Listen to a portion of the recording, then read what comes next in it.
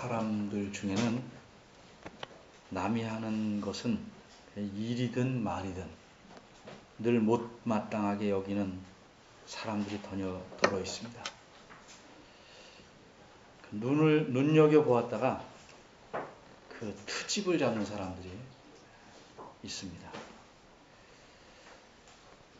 그 사람의 기질상 어쩔 수 없는 것이 아니고 인간의 됨됨이가 못되고 미숙하기 때문입니다. 하나님께서 사람을 이 땅에 태어나시게 할 때 사람에게 각각 다른 기질을 주셨습니다. 이 타고난 기질은 다 다를지라도 다 좋은 것입니다. 하나님께서 주신 것은 그 어느 것도 나쁜 것이 없습니다. 다 좋은 것입니다. 그런데 이 기질을 사람이 잘 훈련하고 다듬어서 좋은 성품으로 만들지 못한 것이 문제입니다. 그 기질을 잘 다듬어서 좋은 성품으로 만드는 것을 우리가 인격이 성장한다, 인격이 자라난다 이렇게 말하는 것입니다.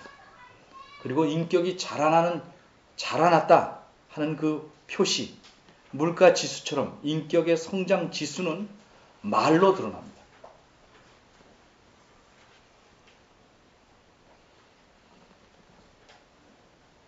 여기 마태복음 12장 앞에서 보면 예수님께서 제자들과 함께 안식일에 밀밭 사이로 가셨습니다.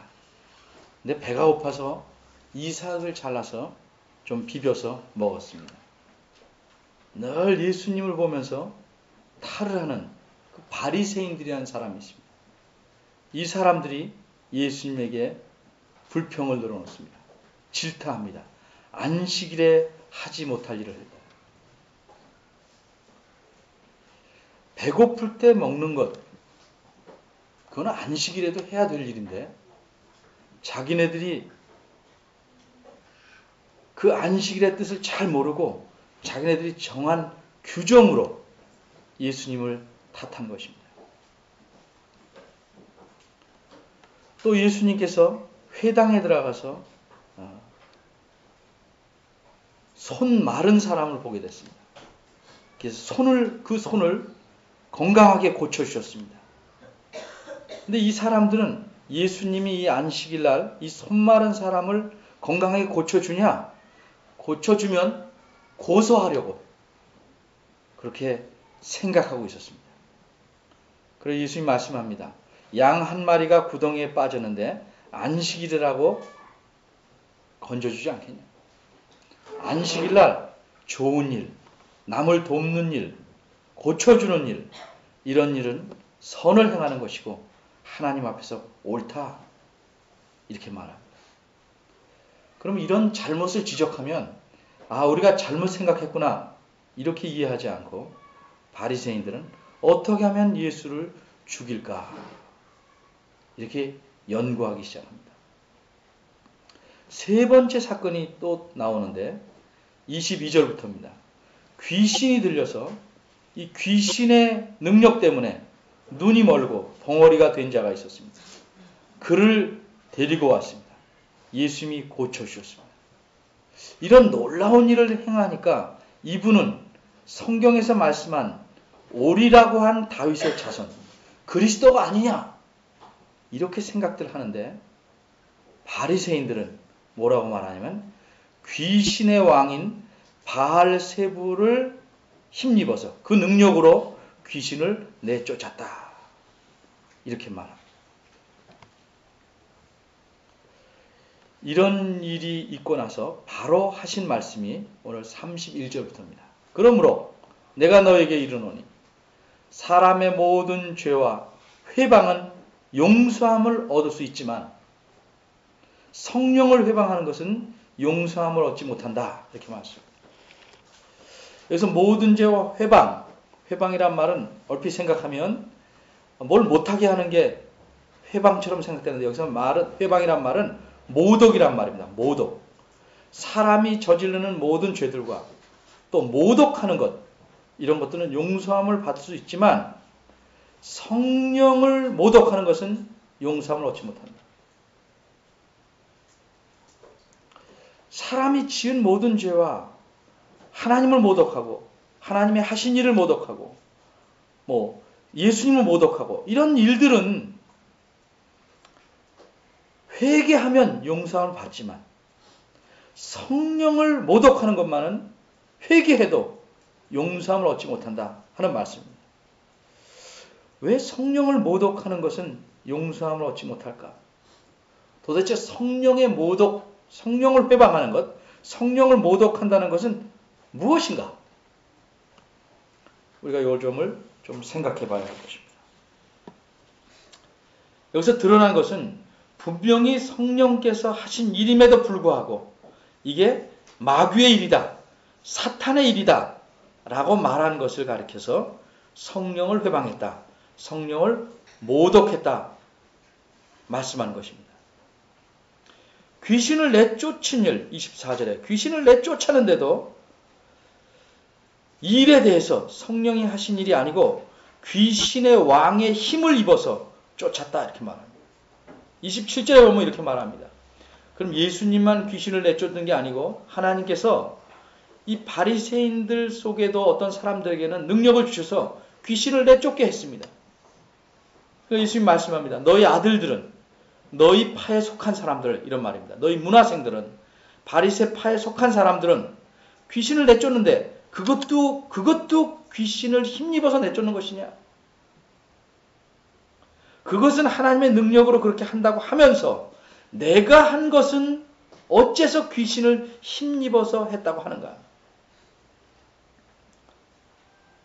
그러니까 분명히 알면서 그 예수님을 공격하기 위해서 엉뚱한 말로 귀신의 일이라고 몰아붙이는 겁니다.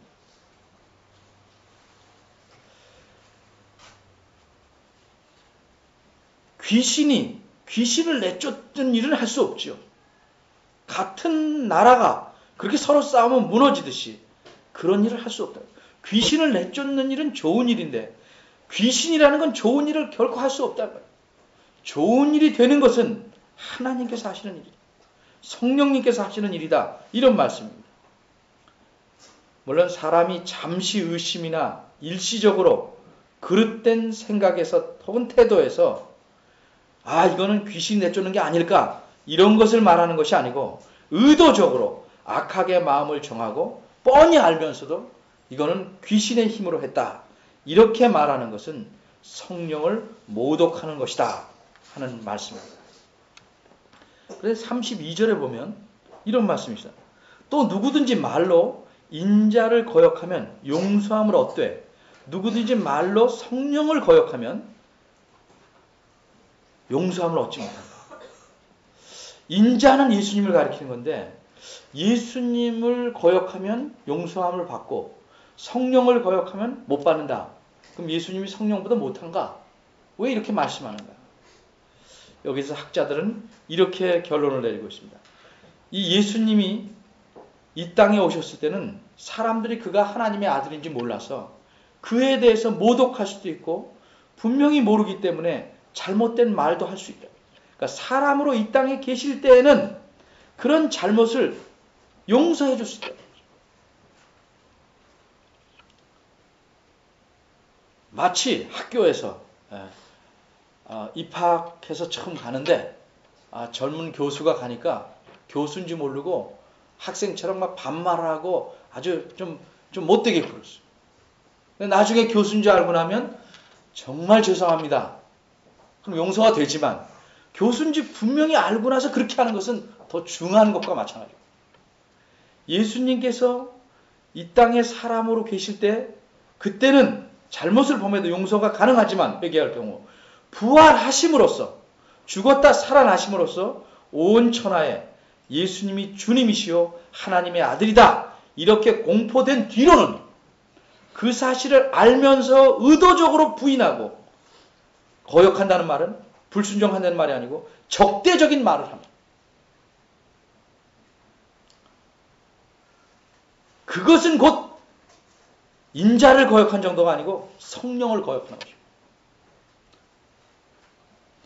그러니까 예수님께서 부활하신 뒤에 이분이 하나님의 아들이신 것 분명히 드러난 뒤에 예수님에 대해서 적대적인 말을 하는 것. 그것은 성령을 거역하는 것과 마찬가지입니다. 그러나 아직은 부활하시지 않은 상태이기 때문에 자신에 대해서 적대적인 말을 하는 것은 회개하면 사하심을 얻지만 성령이 하는 일은 하나님의 일이 분명한데 이 일을 거역하면 이런 자는 지금 세상과 오는 세상에도 결코 용서함을 받지 못한다. 이렇게 말씀하는 것입니다. 뒤에 나오는 사람 중에 유명한 사람이 사도 바울입니다. 사도 바울이 디모데전서 1장 13절에 보면 이렇게 말합니다. 내가 전에는 비방자요. 이 말이 회방자라는 말입니다. 모독한 사람이라는 뜻이에요. 비방자란 말은 모독자요, 박해자요, 폭행자. 이거는 또 모욕하는 사람, 폭행자였으나 도리어 긍휼을 입은 것은, 그렇지만 내가 용서를 받은 것은 그런 모든 일들이 내가 예수님을 믿지 아니할 때 알지 못하고 행했기 때문이다. 이렇게 말합니다. 사도 바울은 그 당시 최고의 지식인입니다. 그러나 그 지식이 잘못되고 잘못된 열정으로 하나님을 위한다고 예수님 믿는 사람을 핍박하고 못사게 굴고 비방하고 모독했습니다. 그러나 알지 못하고 믿지 않을 때 행한 것이기 때문에 용서함 받을 수 있습니다. 오늘날에도 분명히 알면서 하나님에 대해서, 예수님에 대해서, 성령님에 대해서 적대적인 말을 하고 그의 능력을 부인하면 이것은 용서받을 수 없는 죄, 성령 모독죄에 해당할 수 있는 것입니다. 우리가 31절과 32절을 생각해 볼 수 있는 것은 사람이 말로 짓는 죄 중에 결코 사함받지 못할 죄가 있는데 그것은 성령 회방죄, 성령 모독죄다 하는 사실을 우리가 기억해야 될 것입니다. 말에도 실수가 있는데 어떻게 실수해서 이렇게 성령을 모독하면 용서받지 못하나? 그럼 말의 실수를 논하는 것이 아니고 말의 본질을 여기서 논하는 것입니다. 그래서 33절부터 35절까지는 말이란 무엇인가? 그 본질에 대해서 설명해 주고 있습니다.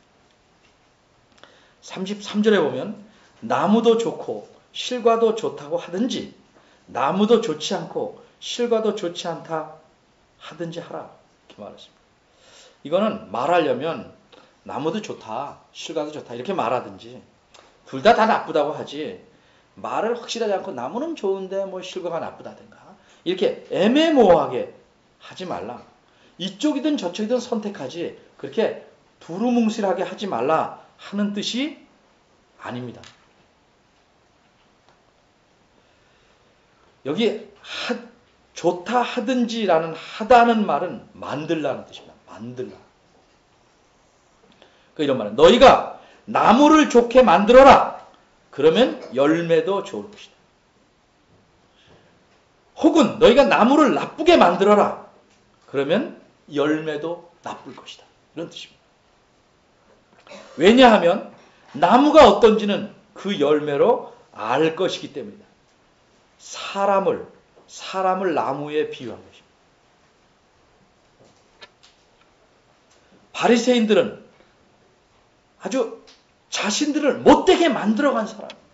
그러니까 그 열매는 나쁠 수밖에 없다는 겁니다. 내 마음을 어떻게 취하느냐? 내 마음을 어떻게 갖느냐? 선한 마음, 바른 마음을 만들어가면 그 열매인 말도 선할 것이요. 악하게 만들어가면 말도 악할 것이다. 그 내 책임이다. 그러니까 34절에 이렇게 말합니다. 너희는 악하다. 너희 마음이 악하니까 그렇게 성령을 모독하는 말이 나오는 것이 놀랄만한 일이 아니다. 너희가 마음을 악하게 만들었다. 그러니 그 열매인 말이, 마음의 열매인 말이 선할 수가 없다. 왜? 뒤에 마음에 가득이는, 왜냐하면 마음에 가득한 것을 입이 말하는 것이기 때문이다. 이런 말입니다. 사람이 살다 보면 이게 지금 큰 그릇 같은 데 비유한 겁니다. 자꾸 쌓아놓으면 넘칠 수밖에 없죠. 나중에는. 꾹꾹 참다가 말로 튀어나옵니다. 속에 있는 마음이. 말로 표현이 돼요. 너희들은 악하다. 너희들은 그래서 사탄에게 속한 자다. 마귀에게 속한 자니까 그런 말을 한다. 그의 자식들이다. 이것을 비유한 말이 성경에서 독사의 자식들. 옛날에 뱀을 통해서 사탄이 사람을 유혹했던 그 뱀의 후손들, 독사의 후손들이라는 말을 가지고 너희들은 사탄에게 속한 자다라고 말씀합니다. 사탄에게 속한 자들이기 때문에 마음이 악하고 악하게 함으로써 사탄에게 속했고 그 열매, 넘치는 것을 말로 표현할 수밖에 없다는 거죠. 근데 이 사람들이 어떤 사람입니까? 겉으로는 아주 존경받는 종교인들입니다. 그런데 그 마음은 사탄에게 속해서 독사의 자식들로서 입으로, 말로 성령을 모독하는 말을 한다는 거죠. 근데 이 사람들만 그렇게 하는 것이고 다른 시대 사람들은 안 그런가? 35절은 사람이란 그런 것이다 를 설명합니다. 선한 사람은 바리새인만 그런 게 아니고 사람이라는 것은 선한 사람은 그 쌓은 선에서 선한 것을 내고 악한 사람은 그 쌓은 악에서 악한 것을 내요. 여기서 쌓은 선이라고 그러는데 무슨 선한 일을 해서 이렇게 업적을 쌓았다는 말이 아니고 이번에는 마음을 무슨 그릇이 아니고 창고에다 비유한 겁니다. 창고. 곡간에 비유한 것입니다. 선한 사람은 자기 마음에 선을 쌓아놓는다. 그런데 남한테 내줄 때 이 선한 것이 있는 곡간에서 선한 것들을 갖다 준다. 그러니까 여러 가지 비유가 나오는 겁니다. 나무에도 비유했다가 흘러넘치는 물에도 비유했다가 이번엔 곡간에 비유합니다. 악한 사람은 그 마음에 무엇을? 악한 것을 쌓아다. 악한 곡간이라는 거예요. 그러니까 그 나오는 말이 악한 것을 낼 수밖에 없다는 거죠.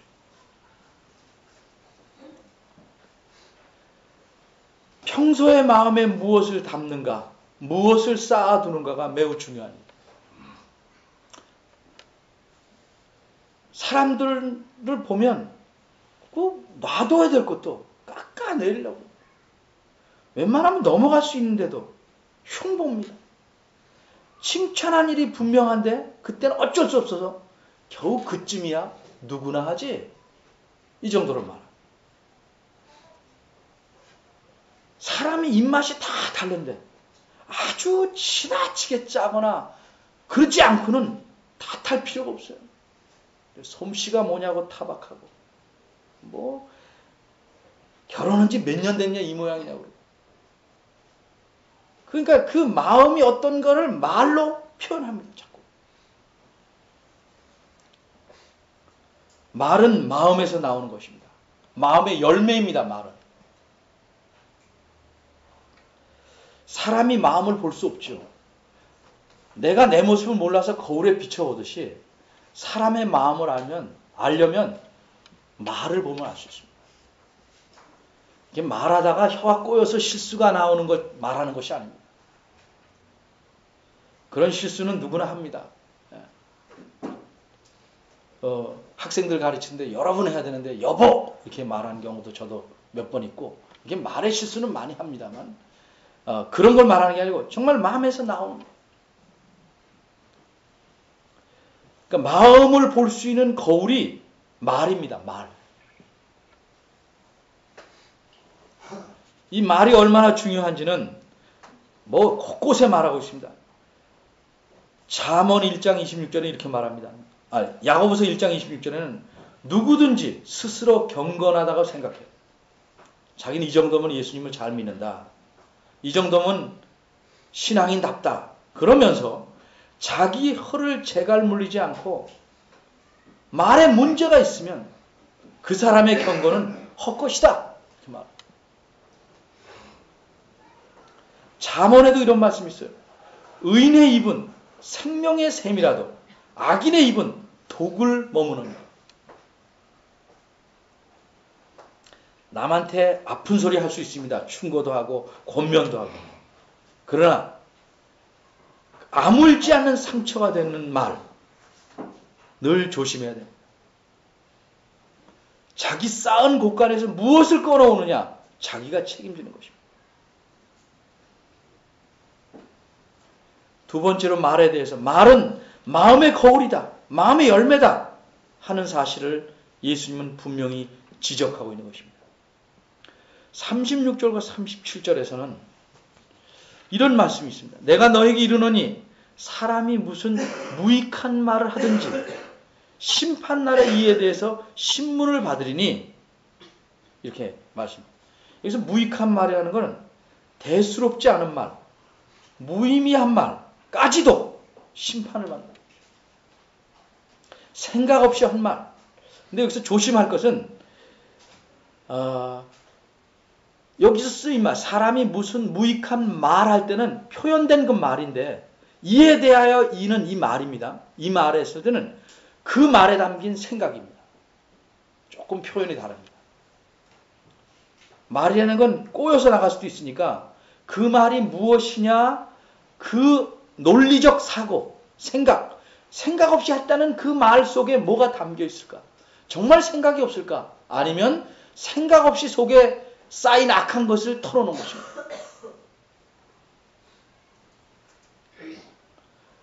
신문을 받는 건 그 모든 말에 대해서 값을 치러야 한다는 말. 그래서 그 말로 사람이 칭찬도 받고 잘했다, 의롭다 하는 심판을 받는 것이고 그 말 때문에 정죄를 받는 것입니다. 어떤 말이든지 하나님은 심판하십니다. 하나님은 마음을 알고 그 마음의 거울인 말에 대해서 심판을 하신다. 이게 오늘 본문이 가르치는 중요한 내용입니다. 정말 우리가 말 조심해야 됩니다. 그런데 사람들은 그럼 말을 하고 살지 말라는 건가? 그건 말 뜻을 모르는 거죠. 말은 해야 살죠. 말을 안 하고 어떻게 살아요? 불 잘못하면 데이죠. 그렇다고 불을 안 쓸 수 있습니까? 물 먹다가 잘못하면 코에 들어가서 매콤하죠. 그럼 물 안 먹겠습니까? 말은 쓰지만 정말 조심해야 합니다. 근데 이 쌓은 것을 드러내는 게 말인데 이 사람들이 자꾸 하는 말, 그거를 취사선택해서 듣지만 나쁜 말을 자꾸 들으면 속에 자기도 의도하지 않은데 쌓여버립니다. 그러니까 어떤 사람에 대해서 생각할 때 나쁜 말을 많이 들었으면 일단 나쁘게 생각하니까 좋은 표현이 안 나와요. 교회 안에도 그런 일들이 얼마든지 있을 수 있어요. 아무것도 아닌데, 별거 아닌데, 넘어갈 수 있는데 계속 불만을 합니다. 계속 얘기합니다. 그걸 계속 듣고 있으면 자기 마음속에 벌써 쌓이기 시작합니다. 나쁜 편견이 쌓여서 그게 어느 날 나쁘게 바뀌어버립니다. 그러니까 자꾸 흉보고 나쁜 말 하는 사람하고는 거리를 두는 게 필요합니다. 그런 말 하지 못하게 해야 됩니다. 정당한 말은 해서 개선을 찾지만 개선할 것을 그렇지 않은 말은 왜 자꾸 들어서 자기 마음에 나쁜 걸 쌓아두냐. 그 인격이 충분히 성숙하지 안 되고 이 경건이 훈련이 덜 되고 예수님을 덜 닮은 사람들이 계속 친한 척하고 계속 나쁜 말을 넣습니다. 그래서 자기도 망하고 남도 상하게 만듭니다. 늘 말 조심해야 됩니다. 시편의 어떤 기자는 이렇게 말했어요. 내 반석이시오 구속자이신 여호와여, 내 입의 말과 마음의 묵상도 정말 하나님께 연락되기를 원합니다. 그런 자세로 우리가 말에 신경을 쓰고 살아야 됩니다. 말은 할 수밖에 없지만 성경이 어떻게 말하라 가르쳐주고 있습니다. 에베소서 4장 5장에 이런 말이 있습니다. 무릇 더러운 말은 너 입 밖에도 내지 말고 오직 덕을 세우는 데 소용되는 대로 선한 말을 하여 듣는 자들에게 은혜를 끼치게 하라. 누추함과 어리석은 말, 정말 누추하고 어리석은 말이나 희롱의 말은 마땅치 아니하다. 오히려 감사하는 말을 하라. 우리가 말하는 태도를 고쳐야 됩니다. 안에 쌓인 잘못된 것 자꾸 털어내고 정말 선한 것을 쌓아서 우리 입에서 나오는 말이 은혜롭고 참 여러 사람을 기쁘게 할 수 있도록, 아프게 해도 그 사람을 고치는 말이 될 수 있도록 그 말을 조심해야 됩니다. 어떤 무의미한 말이라 할지라도 하나님 앞에서 심판을 받는다는 사실을 기억하셔야 할 것입니다. 어떻게 하면 그렇게 할 수 있을까? 아주 거두절미하게 말하면 내가 하는 이 말이 하나님을 기쁘시게 할까 생각하고 말하면 훨씬 선한 말에, 은혜로운 말에 가까워집니다. 하나님께서는 우리의 행동뿐만 아니라 사소한 말까지도 늘 기억하시고 그 마음의 표현이기 때문에 그것을, 그 책임을 묻고 심판을 하실 것입니다.